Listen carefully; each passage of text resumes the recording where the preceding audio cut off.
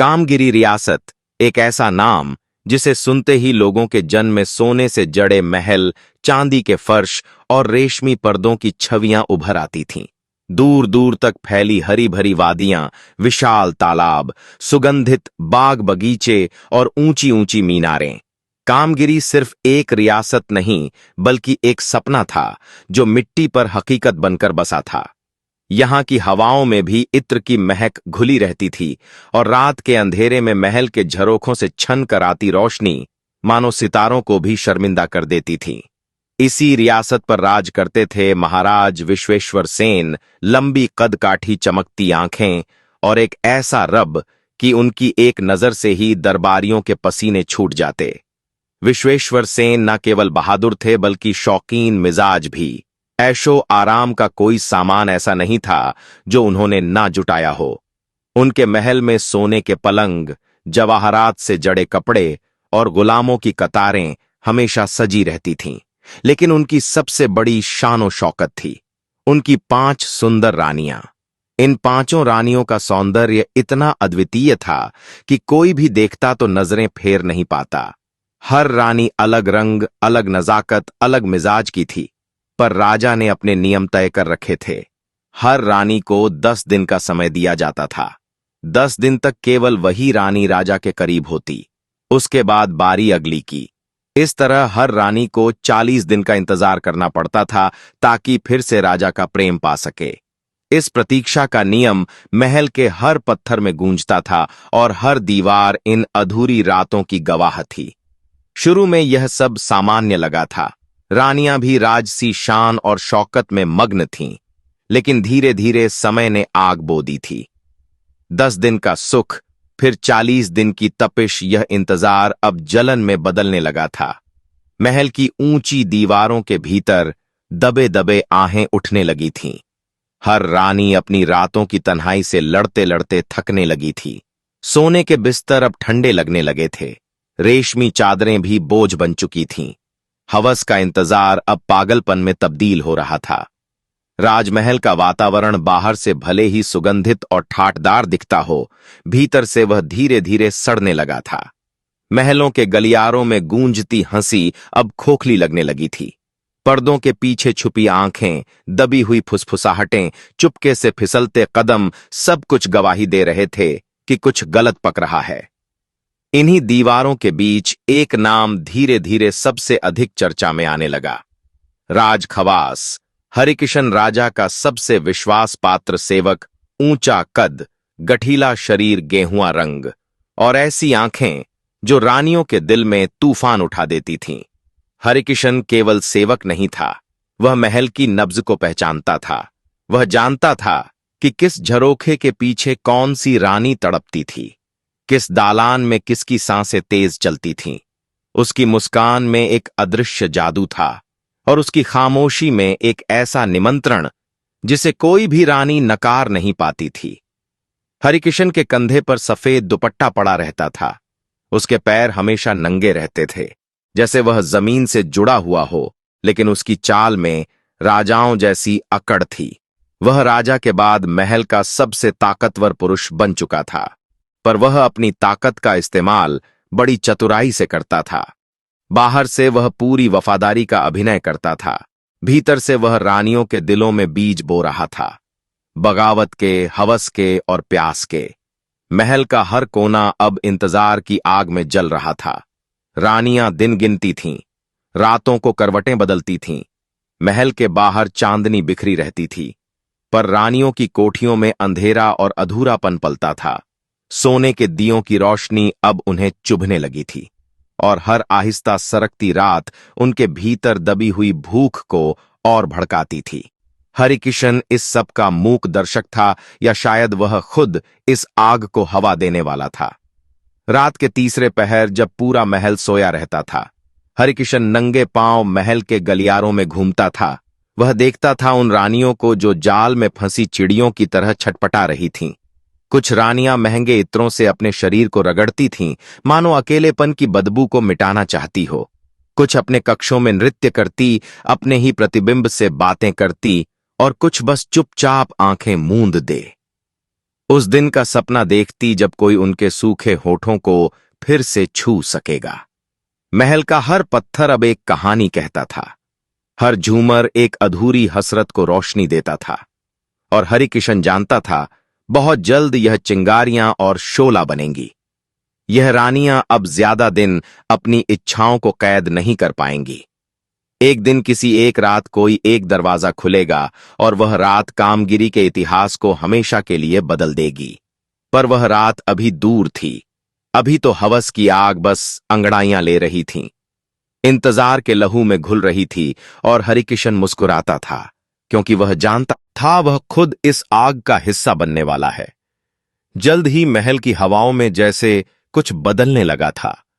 रानियों के चेहरों पर चुप्पी तो थी, लेकिन आंखों में एक अजीब सी बेताबी चमकने लगी थी। बेशकीमती इत्र भी अब उनके पसीने की कशिश को छुपा नहीं पा रहे थे। रातें लंबी होती जा रही थीं और दिन ऊब से भरे। हर कदम, हर नजर, हर सांस एक प्यास का इशारा करती थी। रानी तेजस्विनी, जो 5 रानियों में सबसे बड़ी और सबसे तेजस्वी मानी जाती थी, अब सबसे पहले झुकी। 40 दिन का इंतजार उसके भीतर ऐसी आग लगा चुका था कि वह अब खुद को संभाल नहीं पा रही थी। वह जानती थी कि अगर और एक दिन भी गुजरा तो उसकी सारी नफासत, उसकी सारी रॉयल शान बिखर जाएगी। उसे चाहिए था किसी भी तरह एक क्षुण, एक आसरा। हरिकिशन, जो हर रोज फूलों की टोकरी लेकर रानियों के महल तक जाता था, उसकी आंखों में कुछ ऐसा था जिसे तेजस्विनी अब नजरअंदाज नहीं कर पा रही थी। उस दिन जब हरिकिशन उसके कक्ष में फूल चढ़ा रहा था, रानी ने एक क्षण के लिए उसका हाथ छू लिया था। जानबूझकर हरिकिशन ने सर झुका लिया था, पर रानी ने उसकी उंगलियों की गर्माहट महसूस कर ली थी। उस रात तेजस्विनी ने अपने महल की खिड़की से एक गुप्त इशारा किया। हरिकिशन, जो इस इशारे का इंतजार कर रहा था, दबे पांव गुप्त गलियारे से होते हुए रानी के कक्ष में पहुंच गया। दीवारों के भीतर बनी संकरी सुरंगें, जिनके रास्ते सिर्फ खास नौकरों को मालूम थे, अब राजसी मर्यादाओं के सबसे बड़े भेदिए बन गए थे। कमरे में बस एक धीमी लौ जल रही थी। तेजस्विनी रेशमी वस्त्रों में थी, उसके बाल खुले थे, आंखों में एक जादू बिखरा था जो हरिकिशन को खींचता चला गया। दोनों ने एक दूसरे को बिना कहे बहुत कुछ कह दिया था। हवस की वह पहली दीवार टूटी और उस रात महल के पत्थर भी गवाही देने लगे कि कैसे एक रानी ने अपनी इच्छाओं के सामने घुटने टेक दिए थे। सुबह हुई तो सब कुछ सामान्य दिखा, लेकिन कुछ बदला बदला सा था। तेजस्विनी के चेहरे पर एक अजीब सी ताजगी थी और हरिकिशन के चाल में एक नया आत्मविश्वास। पर महलों में दीवारों के भी कान होते हैं।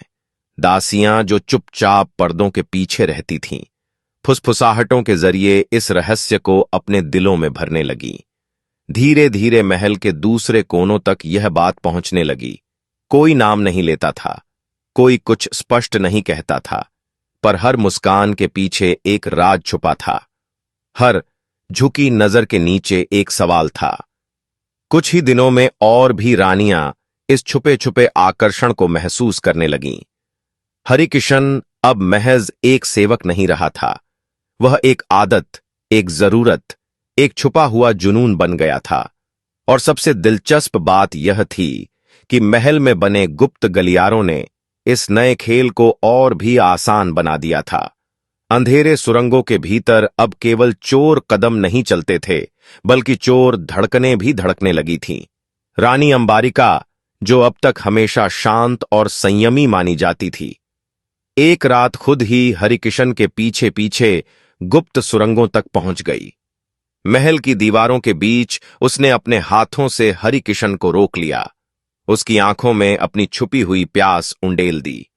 हरिकिशन ने सिर झुका लिया था वफादारी का अभिनय करते हुए, लेकिन रानी के होठों की कंपी ने सब कुछ बयां कर दिया था। अब हालात धीरे धीरे बदलने लगे थे।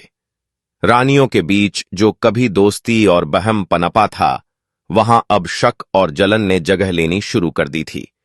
हर रानी यह जानने को बेचैन थी कि हरिकिशन किसके पास ज्यादा देर रुकता है, किसकी आंखों में उसकी झलक बसती है। महल के शांत गलियारों में अब फुसफुसाहटें गूंजने लगी थीं। कभी दासियों के बीच, कभी सेनापति के बीच और कभी पर्दों के पीछे बैठे दरबारियों के बीच। सबसे पहली दरार तब आई जब रानी शशिप्रिया ने, जो सबसे छोटी थी, एक दिन महाराज विश्वेश्वर सेन के सामने रोते हुए अपनी फरियाद रख दी। स्वामी शशिप्रिया ने थरथराती आवाज में कहा था, मैं आपसे निवेदन करती हूं, मेरी बारी जल्दी कर दीजिए, मैं प्रतीक्षा में व्याकुल हो रही हूं। विश्वेश्वर सेन ने उसे गंभीर निगाहों से देखा। रानियों का नियम महल की परंपरा थी, उसमें बदलाव का मतलब था अपने ही राज्य में हलचल मचाना।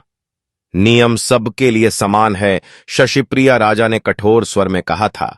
जो धैर्य नहीं रख सकती वह रानी कहलाने योग्य नहीं। शशिप्रिया सिर झुकाकर लौट आई थी, लेकिन उसके भीतर एक आग जल उठी थी। वह जानती थी कि अब उसे खुद अपना रास्ता खोजना होगा, चाहे जैसे भी। महल के भीतर अब दोहरी जंग चल रही थी। एक तरफ इच्छाओं की आग, दूसरी तरफ रानियों के बीच छुपी हुई साजिशें। हर रानी अब हरिकिशन को पाने के लिए अपनी अपनी चालें चलने लगी थी। कोई उसे विशेष वस्त्रों का उपहार देती, कोई अपनी कोठरी में देर तक रोकने का बहाना बनाती। हरिकिशन, जो अब तक सबका राजदार बन चुका था, खुद भी इस खेल में फंसता चला जा रहा था। पर असली तूफान अभी आना बाकी था। रानियों के चेहरों पर चमकते मोती जैसे मुस्कानें भी अब झूठ का मुखौटा बन चुकी थीं। अंदर ही अंदर एक जंग शुरू हो चुकी थी, एक ऐसी जंग जिसे कोई खुले में नहीं लड़ सकता था। सबसे पहले रानी तेजस्विनी और रानी अंबारिका ने एक गुप्त संधि की। दोनों जानती थीं कि अगर अपनी इच्छाओं को खुलकर जीना है तो राजा विश्वेश्वर सेन के बनाए हुए नियमों की जंजीरें तोड़नी होंगी। पर राजा को खुलेआम चुनौती देना मौत को दावत देना था। इसलिए उन्होंने एक नई चाल सोची, ऐसी चाल जो राजा को भीतर से तोड़ दे बिना तलवार उठाए। महल के राज खवासों में सबसे सुंदर और चतुर हरिकिशन ही उनकी पहला मोहरा बना। हरिकिशन अब केवल एक राज खवास नहीं रहा था, वह रानियों के सपनों और योजनाओं का जीवित प्रतीक बन चुका था। तेजस्विनी के साथ तो उसकी चोरी छुपे मुलाकातें चल ही रही थीं, लेकिन अब अंबारिका ने भी उसे अपने जाल में फंसा लिया। उन मुलाकातों में अब हवस सिर्फ देह तक सीमित नहीं रही थी, एक गहरा प्रेम उगने लगा था। ऐसा प्रेम जो रानी और सेवक के बीच असंभव था। पर जब दिल की आग धकती है तो सामाजिक बंधनों की रस्सियां खुद जलने लगती हैं। रानी अंबारिका ने हरिकिशन को वादा किया था, अगर वह उसके लिए वफादार रहा तो वह उसे सिर्फ अपने महल का नहीं बल्कि कामगिरी के भविष्य का हिस्सा भी बना सकती है। हरिकिशन के सपनों में पहली बार राजसी सिंहासन की धुंधली झलक आई थी। धीरे धीरे हरिकिशन को महल में और ताकत मिलने लगी। उसे रानियों के बीच संदेश ले जाने, उनके गुप्त निर्देश पहुंचाने और महल के भीतर हो रही छोटी छोटी राजनीति में हिस्सा लेने का काम सौंपा जाने लगा। पर जितनी तेजी से हरिकिशन ऊपर चढ़ा, उतनी ही तेजी से खतरे भी बढ़ने लगे। रानी शशिप्रिया, जो अब तक अपने अपमान और इंतजार के घूंट पीती रही थी, हरिकिशन और अंबारिका के गुप्त प्रेम को भांप गई थी। शशिप्रिया की आंखों में अब मासूमियत नहीं थी बल्कि आग थी, ऐसी आग जो सब कुछ भस्म कर सकती थी। एक रात जब हरिकिशन चोरी छुपे अंबारिका के कक्ष से लौट रहा था, शशिप्रिया ने उसे रोक लिया। उसकी आंखों में कोई डर नहीं था, सिर्फ खेल था। डर क्यों रहे हो हरिकिशन? शशिप्रिया ने धीमे से फुसफुसाया था। मैंने सब देख लिया है, लेकिन चिंता मत करो, मैं किसी से कुछ नहीं कहूंगी, अगर तुम मेरा भी उतना ही ख्याल रखो जितना अंबारिका का रखते हो।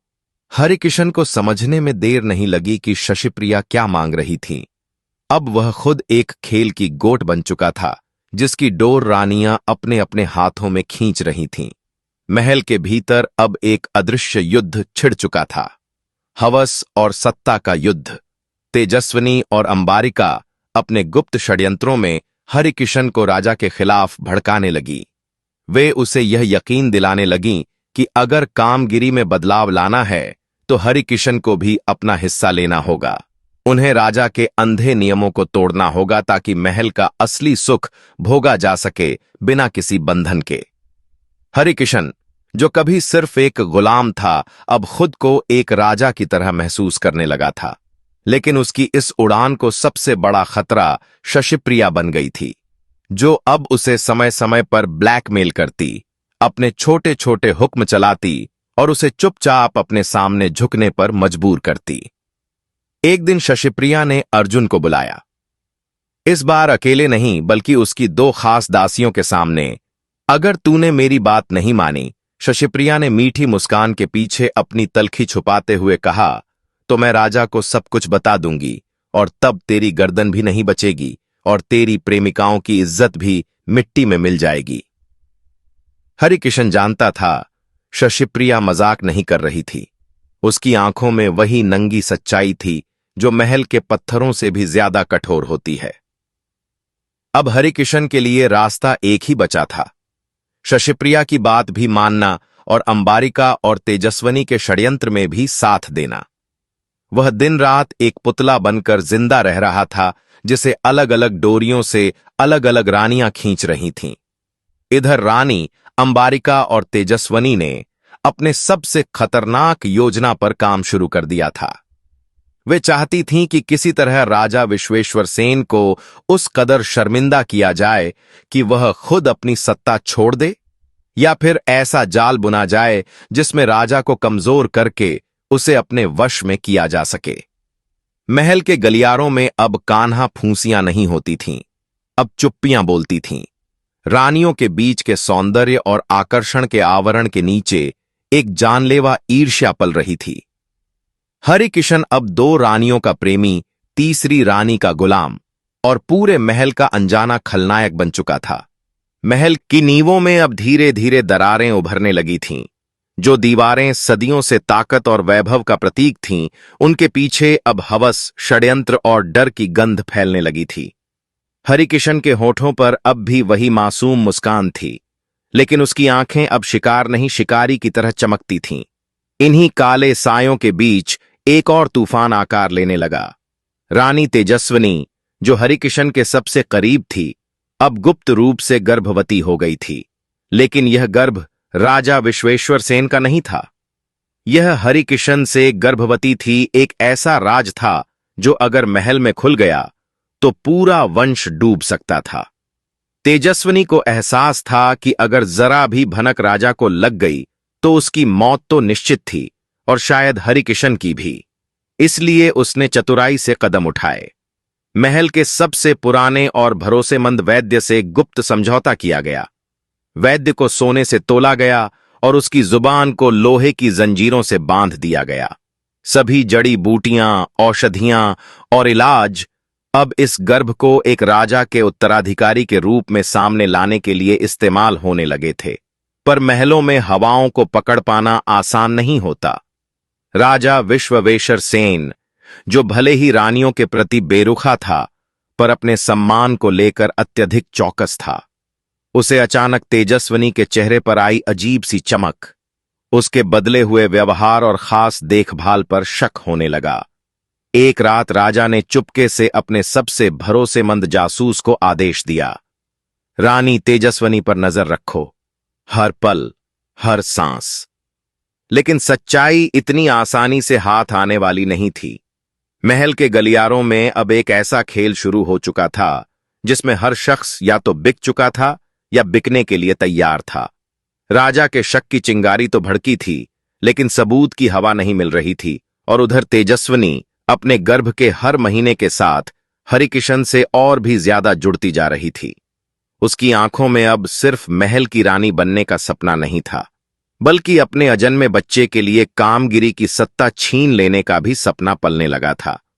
इसी दौरान महल के बाहर की दुनिया भी उथल पुथल से भरने लगी थी। प्रजा पर टैक्स का बोझ बढ़ता जा रहा था। सुनहरी कामगिरी अब भूख, पीड़ा और गुस्से की धरती बनती जा रही थी। बाजारों में सूखी रोटियां और टूटी उम्मीदें बिक रही थीं। किसान अपने खेत छोड़कर भिक्षुक बनते जा रहे थे। लेकिन राजा का ध्यान अपने महल के भीतर के षड्यंत्रों में ऐसा उलझा था कि उसे महल की दीवारों के बाहर उठ रही भूख की चीखें सुनाई ही नहीं देती थीं। महल के मंत्रीगण राजा को झूठी तसल्ली देते रहे, सब अच्छा है महाराज। लेकिन हकीकत यह थी कि गांव-गांव में गुस्से के बीज बोए जा चुके थे। रातों में चुपके से सभाओं का आयोजन होने लगा था। लोग आपस में फुसफुसाते, राजा अब हमारे दुख नहीं समझता, उसका सारा ध्यान तो महल की रंगीनियों में डूबा है, हमें अपना हक लेना होगा किसी भी कीमत पर। और यहीं कामगिरी की किस्मत पर एक नया अध्याय लिखना शुरू हुआ, विद्रोह का। लेकिन अभी विद्रोह केवल बीज था, अभी वह फूटा नहीं था, अभी असली विस्फोट बाकी था। महल के भीतर हरिकिशन, तेजस्विनी और अंबारिका की साजिशें गहरी होती जा रही थीं। महल के बाहर प्रजा का गुस्सा तेज आंधी बन रहा था और राजा विश्वेश्वर सेन एक ऐसी डोर पर चल रहा था जो अब किसी भी पल टूट सकती थी। अभी हवाओं में साजिशों की महक थी, हवस, सत्ता और धोखे का खेल अपने उफान पर था। हरिकिशन का चढ़ता सितारा अब महल के बुजुर्ग मंत्रियों तक की आंखों में चुभने लगा था। रानियों के बीच वहत और ईर्ष्या इतनी घुल चुकी थी कि अब एक दूसरे को डुबोने का वक्त आ गया था। रानी अंबारिका, जो अब तक शांत रही थी, अपने समय का इंतजार करती रही थी, अब अपने नाखून बाहर निकालने लगी थी। उसने तय कर लिया था कि रानी तेजस्विनी का राज उजागर करना ही उसका रास्ता साफ कर सकता है। अंबारिका जानती थी कि तेजस्विनी का पेट अब छुपने लायक नहीं रहा। वह जानती थी कि हरिकिशन ही वह जहर था जो कामगिरी के ताज में धीरे धीरे रिस रहा था, और वह यह भी जानती थी कि अगर यह भांडा समय रहते राजा के सामने फोड़ दिया जाए तो तेजस्विनी का सर्वनाश तय था। अंबारिका ने चुपके से राजा के सबसे भरोसेमंद अंगरक्षक को अपने जाल में फंसाया। उस अंगरक्षक को सोने की मुद्राओं और एक अदृश्य वादे से बांधा गया। अगर तू सच्चाई सामने लाएगा तो तुझे सत्ता का सबसे बड़ा इनाम मिलेगा। इधर महल की दीवारों के पीछे दूसरी तरफ एक और तूफान पनप रहा था। विद्रोही सेनाएं, भूखे किसानों, बेरोजगार युवाओं और ठुकराए हुए सिपाहियों का एक झुंड धीरे धीरे महल के नजदीक जुटने लगे थे। उनके बीच गुस्से की लपटें थीं जो हर रात अंधेरे में भड़कती थीं। यह सोने के मोहल्ले हमारे खून से चमकती हैं, वे चीखे थे। अब इन दीवारों को गिराना होगा। लेकिन महल के भीतर अभी भी सब कुछ राजसी दिखता था। चमचमाते फव्वारे, झूमती मशाल, रानियों के झिलमिलाते घूंघट।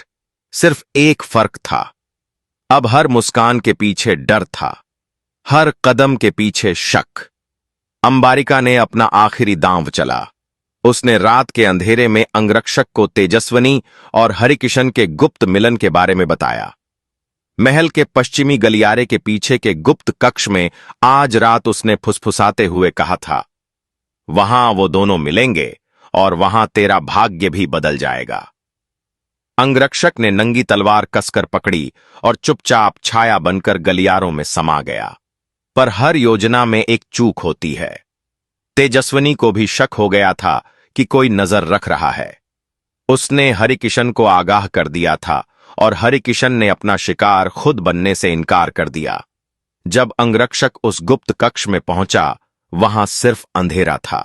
तभी एक हल्की सी आहट हुई और अगले पल एक चाकू उसकी पसलियों के बीच उतर चुका था।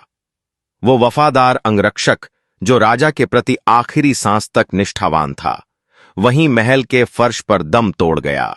खून की गर्म धाराएं संगमरमर के फर्श पर बह निकलीं। महल के इतिहास में पहली बार सच्चे वफादारी का खून बहा था। हरिकिशन छाया की तरह गायब हो गया था। तेजस्विनी अपने गर्भ को संभालती कांपती हुई अपने कक्ष में लौट गई थी और अंबारिका उसके चेहरे पर एक स्याह मुस्कान थी, क्योंकि वह जानती थी अब या तो महल जलेगा या कामगिरी। इसी दौरान महल के बाहर की जमीन थरथराने लगी थी। हजारों की भीड़ मशालें उठाए, हथियार चमकाते अब महल की दीवारों के करीब पहुंच चुकी थीं। वे राजा के खिलाफ नारे लगा रहे थे, रक्त से रंगो तख्त को नई सुबह चाहिए। राजा विश्वेश्वर सेन अब फंस चुका था। भीतर हरिकिशन, रानियां और साजिशें थीं। बाहर भूखी उग्र भीड़ थीं और वह खुद इन दोनों के बीच एक थके हुए शेर की तरह खड़ा था। अंधकार अब सिर्फ रात में नहीं, राजा विश्वेश्वर सेन के दिल में भी उतर चुका था। महल की दीवारें अभी भी चांदी जैसी चमकती थीं, पर भीतर हर पत्थर पर गद्दारी का झर रेंग रहा था। राजा के कानों में अब वह फुसफुसाहटें साफ सुनाई देती थीं, जिन्हें महीनों से नजरअंदाज कर रहा था। और फिर जैसे किसी अंधे को अचानक रोशनी दिख जाए, उसे पूरा सच सामने नजर आने लगा। राजा को हरिकिशन की असलियत और रानियों के विश्वासघात की खबर अंततः मिल ही गई। महल के वफादार बचे खुचे सिपाहियों ने रात के अंधेरे में हरिकिशन को और रानी तेजस्विनी को एक साथ पकड़ लिया। उनके चेहरों पर हवस की लाली, आंखों में खौफ और राजा के चेहरे पर एक ऐसा क्रोध जो अब तक किसी ने नहीं देखा था। सुबह होते ही राजा ने महल के मुख्य प्रांगण में एक विशाल सभा बुलाई। जनानी महल से लेकर दरबार तक सब जगह सन्नाटा पसरा था। रानियां, मंत्री, सेवक सब एकत्र थे। राजा के सिंहासन के सामने घुटनों के बल झुके हरिकिशन और तेजस्विनी, कपड़े फटे हुए चेहरे पर शर्म और घृणा की परछाइयां। राजा का स्वर गूंजा गूंजती आकाश गर्जना की तरह। जिसने कामगिरी के सिंहासन का अपमान किया, जिसने कामगिरी के खून से गद्दारी की, उसे अब इसी धरती पर अपने पाप का मूल्य चुकाना होगा। उसने दंड की घोषणा कर दी। हरिकिशन को सरेआम मृत्युदंड और तेजस्विनी को कारावास, जब तक उसके गर्भ की सच्चाई सामने ना आ जाए। सभा में भय की लहर दौड़ गई। रानियां थर-थर कांपने लगीं। सेवक सिर झुकाकर खड़े रहे। पर ठीक तभी जब हरिकिशन को घसीटते हुए दंड स्थल की ओर ले जाया जा रहा था, एक धमाका हुआ। महल के मुख्य फाटक को लोहे के विशाल गेट समेत उखाड़ फेंका गया। विद्रोही सेना मशाल, भाले और तलवारें लहराते हुए महल में घुस आईं। राजा को उतारो, हमें हमारा हक चाहिए, रक्त से तख्त धो डालो। चीख पुकार मच गई। महल का वैभव अब राख बनने की कगार पर था। मशालें संगमरमर के गलियारों में फेंकी जाने लगीं। क्री के पर्दे, रेशमी फर्श, सोने के छत्र सब आग की लपटों में समा गए। फव्वारों से अब पानी नहीं, खून बह रहा था। हर ओर भगदड़ मच गई। रानियां अपनी जान बचाने के लिए इधर उधर भागने लगीं। जो कल तक एक दूसरे की सहेलियां थीं, अब एक दूसरे को धक्का दे रही थीं। अंबारिका ने को जलती मशाल के सामने फेंक दिया ताकि भीड़ उसे पहले पकड़े। तेजस्विनी ने जान बचाने के लिए अंबारिका को चाकू घोंप दिया। साजिशों की बुनाई करने वाली औरतें अब खुद अपनी साजिशों में फंस रही थीं। राजा विश्वेश्वर सेन अब अकेला रह गया था। उसका सिंहासन धू धू कर जल रहा था। उसकी सेना या तो मारी जा चुकी थी या विद्रोहियों से मिल गई थी। उसकी रानियां एक दूसरे को मार रही थीं या भीड़ के हाथों शर्मसार हो रही थीं। राजा ने अपनी तलवार उठाई, भारी चमचमाती हुई, और भीड़ के सामने खड़ा हो गया। उसकी आंखों में अभी भी वही पुराना घमंड और सत्ता की आखिरी चमक थी। पर जब हजारों तलवारें उसकी ओर बढ़ीं, तो वह जान गया, कामगिरी अब उसके हाथों से फिसल चुका है। आग की लपटों के बीच, हत्या की चीखों के बीच, हवस की घिनौनी गंध के बीच राजा गिरता चला गया। और अंततः कामगिरी का वह गर्बीला सिंहासन, जिस पर कभी सूरज की रोशनी भी झुकती थी, खून और राख में तब्दील हो गया। महल जलता रहा। राजा विश्वेश सेन की चीखें हवाओं में घुलती रहीं। रानियों के आंसू भी आग को नहीं बुझा सके। सेवक, सिपाही, महल, स्वप्न, सब कुछ राख बनकर उड़ गया। निष्कर्ष, जब सत्ता, वासना और अहंकार इंसान की आंखों पर पर्दा डाल देते हैं, तो वह न सिर्फ अपना साम्राज्य खो देता है, बल्कि अपनी आत्मा भी गवा बैठता है। सच्चा शासक वह नहीं होता जो दूसरों पर राज करता है, बल्कि वह होता है जो अपनी इच्छाओं पर विजय पाले। कामगिरी का महल इसलिए नहीं जला कि दुश्मन बाहर ताक में थे, बल्कि इसलिए जला क्योंकि भीतर ही विश्वासघात, वासना और लालच ने जड़ें जमा ली थीं। जिस घर की नींव ही सड़ी हो, उसे बाहर की आंधी नहीं बचा सकती। इसलिए हमेशा घर को अंदर से मजबूत रखो, क्योंकि बाहर की आंधी कभी भी उसे गिरा सकती है, लेकिन जो भीतर की नींव मजबूत होगी, वही हमेशा खड़ा रहेगा। जब तक हम अपने भीतर की इच्छाओं, गलतफहमियों और कमजोरियों से ना जूझे, तब तक बाहर का कोई भी संकट हमें नहीं हरा सकता। इंसान का असली सामर्थ्य अंदर से निकलता है और वह ही उसकी सच्ची ताकत बनता है। सिर्फ बाहरी रूप से दिखावा करने से कुछ नहीं होता। असल जड़ तो भीतर की आस्था और आत्मविश्वास में होती है। जब घर का हर सदस्य, हर हिस्सा अपने आप से सच्चा और मजबूत हो, तभी वह परिवार, समाज या राज्य सच्ची समृद्धि की ओर बढ़ सकता है। धन्यवाद।